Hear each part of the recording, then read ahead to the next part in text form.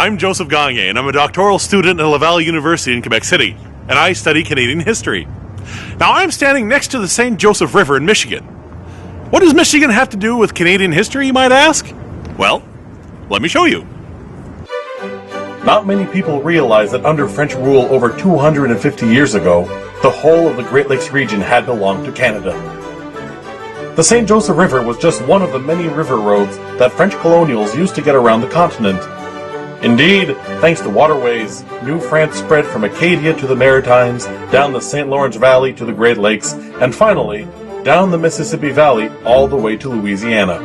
This political geography would all come to change, unfortunately for the French, with the outbreak of the 7 Years' War. Set roughly between 1754 and 1763 in North America, a full 2 years longer than the fighting back in Europe, this conflict reshaped the North American continent in ways that still affect us to this day. Indeed, New France, which spanned about 2/3 of the continent, would be lost and split between Great Britain and Spain through war and following peace negotiations. So where do I fit in all of this? Well, my research question is this. How was French military intelligence used during this period, and how did it affect the outcome of this war? By seeking to better understand how information was controlled and exploited by the French army during this conflict, I'll be able to tease out what physical and human networks existed in New France on the eve of its downfall, giving us new insight on the French colonial society in a time of crisis. The 7 Years' War brought major changes to the French colony in very short time. It was necessary for the duration of the conflict to reorganize and optimize human and physical networks on a geographical space stretching across the continent. And yet, the whole of the colony was populated by barely 80,000 colonists.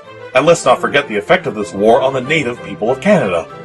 Indeed, the First Nations were not simple bystanders or pawns in this war, but were active participants with goals and ambitions of their own, outside those of France and Great Britain. Part of my research also deals with understanding their roles within this network of information gathering. All in all, by using my SSHRC funding to study the diffusion and control of information during the 7 Years' War, I'm adding new insight regarding the realities of French colonial life in North America, stepping away from the usual studies of what happened, opting instead for how did it happen. My research will dive deep within stories of surveillance, spies, prisoners, interrogation, intrigue, and drama all rolled into the exciting aspect of intelligence gathering in a colonial war. Thanks to the SSHRC, I get to reconstruct the social and geographical ties that bound a continent in ways quite different to today, as well as rebuilt an exciting piece of Canadian history dating back to when Canada controlled a much larger part of the continent.